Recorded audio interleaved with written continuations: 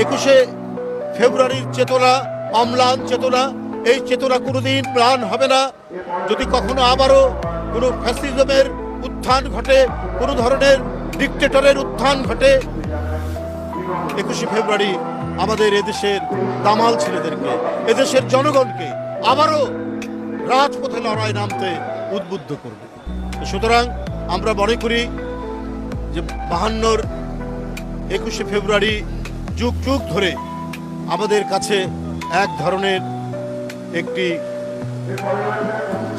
এমন একটি চেতনা, এমন একটি বৈপ্লবিক আদর্শ আমাদেরকে উদ্বুদ্ধ করে, যেটাকে কখনোই আপনার ধ্বংস করা যায় না, যেটিকে কখনোই ম্লান করা যায় না। আপনারা জানেন এর যে আবেদন, এই আন্দোলনের আবেদন আজকে বিশ্ববাসীকেও নাড়া দিয়েছে।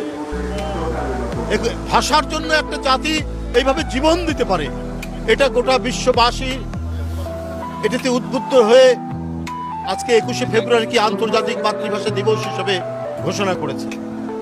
সুতরাং 21শে ফেব্রুয়ারি যুগ যুগ ধরে 21শে ফেব্রুয়ারি আগামী অনাদিকাল পর্যন্ত যতদিন পৃথিবী, মানুষ এবং আমাদের সমাজ সংসার থাকবে, ততদিন 21শে ফেব্রুয়ারি আমাদেরকে সাহস দিবে, আমাদেরকে লড়াই করতে উদ্বুদ্ধ করবে। তো আমাদের শুধুমাত্র রাস্তাঘাটে লড়াই করা না, লড়াই করা হচ্ছে আমাদেরকে গণতান্ত্রিক যে ব্যবস্থা, সেই ব্যবস্থার জন্য আমাদেরকে লড়াই করতে হবে।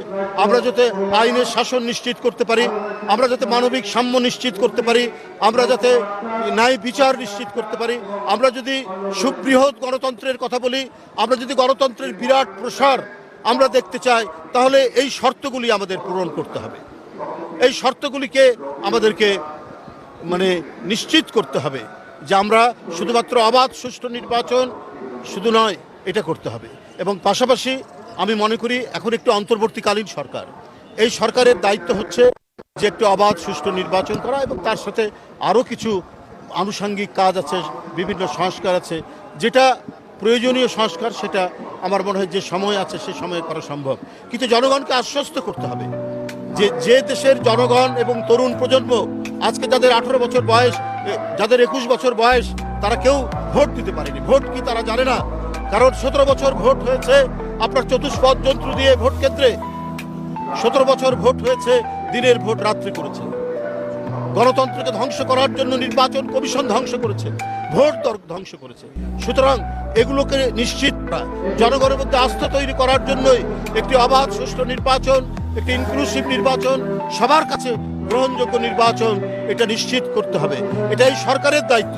আগে স্থানীয় সরকার না, পরে জাতীয় সংসদ, অন্তর্বর্তীকালীন সরকারের আমার মনে হয় এই বিতর্কে অংশগ্রহণ করা উচিত নয়, বরং এই সরকারকে জনগণের ক্ষমতা জনগণকে ফিরিয়ে দিতে হবে।